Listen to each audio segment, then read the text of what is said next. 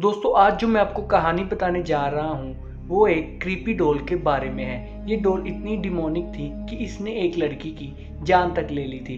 तो आइए जानते हैं ये स्टोरी।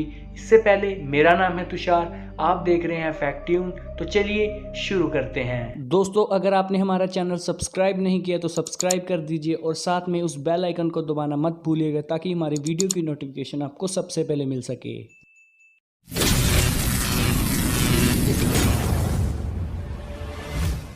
कहानी की शुरुआत में हमें लूसी नाम की लड़की दिखाई जाती है। उस दिन लूसी काफ़ी खुश होती है क्योंकि उसका बर्थडे होता है। उस सुबह लूसी की माँ उसको बताती है कि उसके लिए एक ऑर्डर आया है जो किसी ने मेल के द्वारा सेंड किया है। तो लूसी जल्दी से उस गिफ्ट को रिसीव करती है और जब वह उसे अनरैप करती है तो उसकी चीखें निकल जाती है क्योंकि उस गिफ्ट में कुछ ऐसा था जो बहुत ही खौफनाक था। इसमें बहुत ही ज्यादा क्रीपी डॉल थी जिसे देखने के बाद ही कोई भी आदमी डर सकता था। इसके बाल नहीं थी, ये बिल्कुल गंजी थी और इसकी जो स्किन थी वो पूरी तरह से क्रैक हो चुकी थी। और सबसे डरावना पार्ट तो इसके दांत थे जो किसी जानवर के जैसे बाहर आए हुए थे। और मैं आपको इसकी फोटो अब दिखाने जा रहा हूँ, बट मैं आपको वार्निंग भी दूंगा कि अगर आप सॉफ्ट हार्टेड हो और ऐसी चीज़ों को आप नहीं देख सकते तो बिल्कुल मत देखिएगा, क्योंकि यह डॉल की जो मेन फोटो मैं आपको दिखाऊंगा इसके आपको रात में सपने भी आ सकते हैं। और अगर इसे देखने में सक्षम है तो ये रही वो फोटो।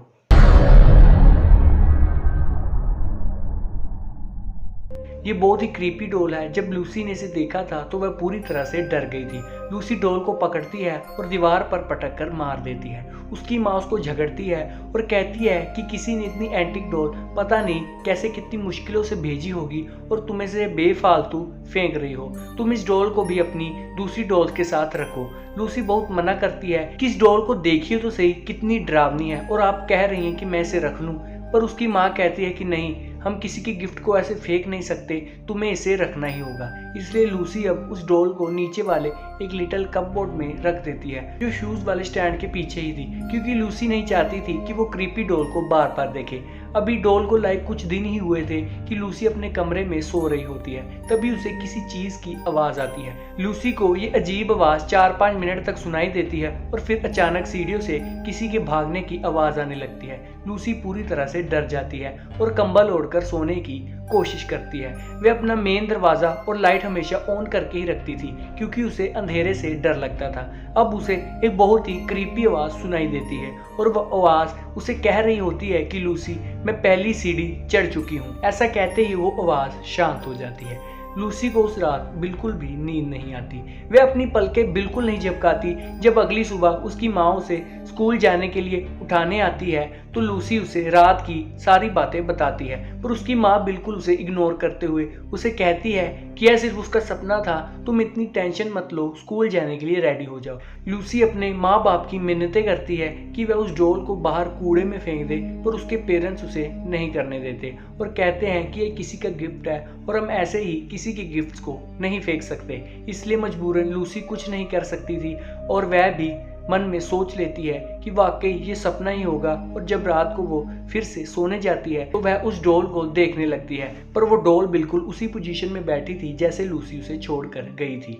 उस रात लूसी को काफी अच्छी नींद आने लगती है, पर तभी उसकी फिर से नींद उड़ जाती है क्योंकि अब उसे वह आवाज नीचे से आती है और वह उसे कहती है कि लूसी, मैं चौथी सीढ़ी पर चढ़ चुकी हूँ। अब लूसी को पक्का यकीन हो गया था कि उसका सपना नहीं है बल्कि हकीकत है। अब लूसी रोने लग जाती है क्योंकि कोई उसकी बात नहीं मान रहा था। अगले दिन वे अपने स्कूल में अपने फ्रेंड्स को यह बात बताती है, पर उसके दोस्त भी उस पर हंसने लगते हैं और उसका बहुत ही ज्यादा मजाक उड़ाते हैं। पर लूसी के मन में और ही कुछ चल रहा था। उसने अंदाजा लगा लिया था कि डॉल अगर चौथी सीढ़ी चढ़ चुकी है तो वह 1-2 रात में ऊपर पहुंच जाएगी। उसे यह चीज ही बहुत ज्यादा डरा रही थी। उस रात लूसी अपना दरवाजा बंद कर लेती है और सारी लाइटों को ऑन कर देती है। तभी उसकी माँ दरवाजा खोलती है और कहती है कि अब मेरी बच्ची बड़ी हो गई है और उसे अब अंधेरे से डर नहीं लगता। लूसी जोर से कहती है कि नहीं, उसे अभी भी अंधेरे से डर लगता है और आप वह लाइटों को ऑन कर दीजिए। बट उसकी माँ उसे डांटती है और कहती है कि अब तुम्हें अंधेरे के साथ रहना सीखना होगा,